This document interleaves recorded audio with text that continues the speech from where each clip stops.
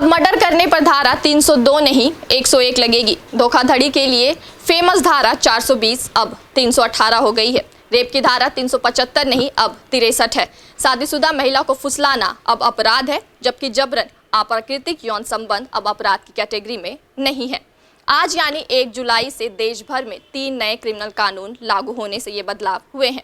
देश में आज से 3 नए आपराधिक कानून लागू हो चुके हैं। इसके तहत कई कानून बदल गए हैं। भारत की आपराधिक न्याय प्रणाली में व्यापक बदलाव आएंगे। देश भर में आज से ब्रिटिश काल के कानूनों का अंत हो चुका है। नए क्रिमिनल कानूनों में महिलाओं, बच्चों और जानवरों से जुड़ी हिंसा के कानूनों को सख्त किया गया है। इसके अलावा कई प्रोसीजरल बदलाव भी हुए हैं, जैसे अब घर बैठे EFIR दर्ज करा सकते हैं। इस कानून के लागू होने के साथ ही दिल्ली के कमला पार्क थाने और भोपाल के हनुमानगंज थाने में भारतीय न्याय संहिता 2023 BNS के तहत पहली FIR दर्ज की गई है।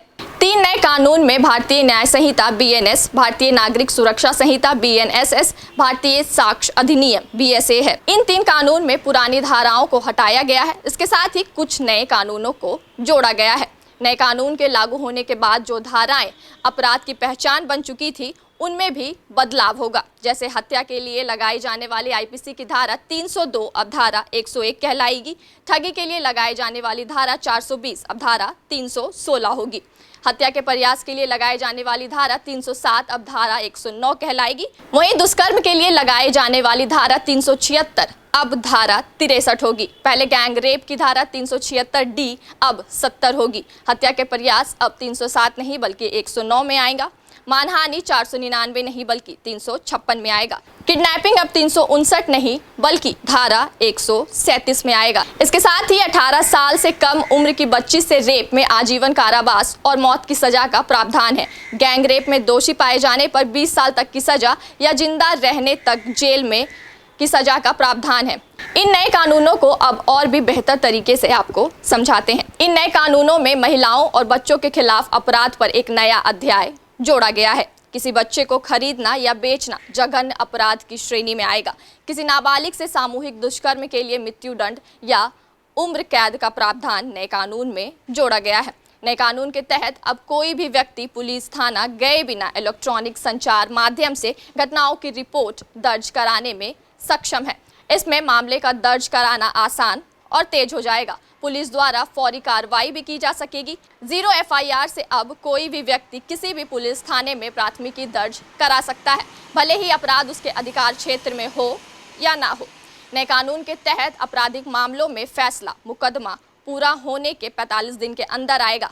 पहली सुनवाई के 60 दिन के भीतर आरोप तय कर दिए जाएंगे। दुष्कर्म पीड़ित का बयान कोई महिला पुलिस अधिकारी ही लेगी, साथ ही उसके अभिभावक या रिश्तेदार की मौजूदगी में यह बयान दर्ज किया जाएगा। मेडिकल रिपोर्ट 7 दिन के अंदर देनी होगी। नए कानून में संगठित अपराधों और आतंकवाद को भी परिभाषित किया गया है। राजद्रोह की जगह अब देशद्रोह लाया गया है। सभी तलाशी तथा जब्ती की कार्रवाई की वीडियोग्राफी होगी, जो जरूरी है। नए कानून में गिरफ्तारी की सूरत में व्यक्ति को अपने पसंद की किसी व्यक्ति को अपनी स्थिति के बारे में सूचित करने का अधिकार दिया जाएगा।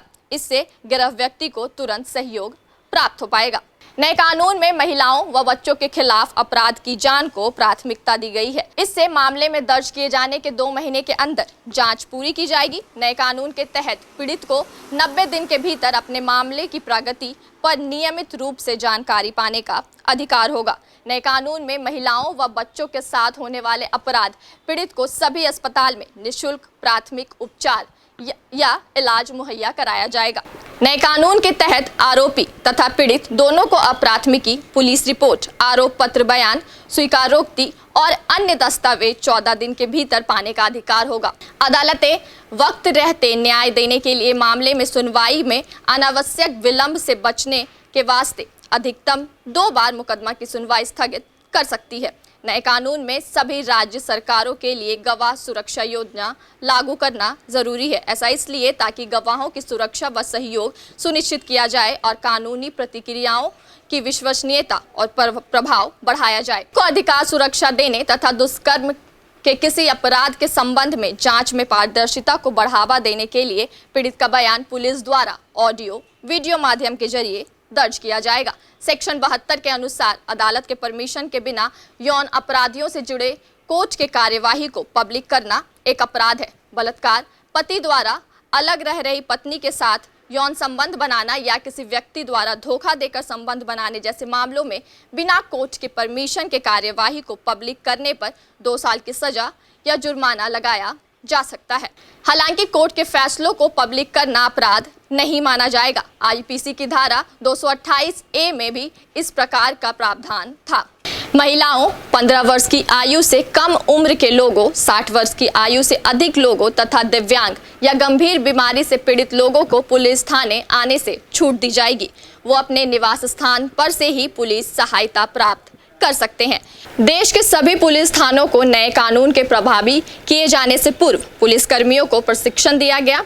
नए कानून लागू होने से सबसे बड़ा बदलाव होगा पुलिस जांच पदाधिकारियों की जांच व अनुसंधान का तरीका बदलना। डिजिटल पुलिसिंग को बढ़ावा मिलेगा, जिससे गंभीर अपराध के घटनास्थल पर उपलब्ध वैज्ञानिक साक्ष्य संकलित किए जा सकेंगे। घटनास्थल की वीडियोग्राफी और फोटोग्राफी पर जोर रहेगा। बायोम मेडिकल प्रिपरेशन का एकमात्र संस्थान जहां है complete digital classrooms, individual doubt counters, video lectures, student tracking system, library facility, 100% result oriented rankers batch, study package and class notes in PDF। Jharkhand के इतिहास में पहली बार नीट यूजी में 700 मार्क्स पार। 10th पास स्टूडेंट्स के लिए फाउंडेशन कोर्स और 11th पास student के लिए फ्रेशर कोर्स। 12th पास स्टूडेंट्स के लिए टारगेट कोर्स 18 अप्रैल से शुरू हो रहे हैं। Contact biome.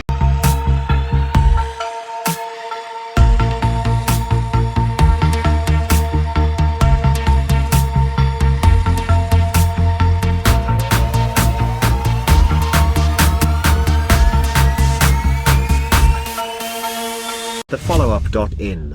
Like, share, and subscribe. www.thefollowup.in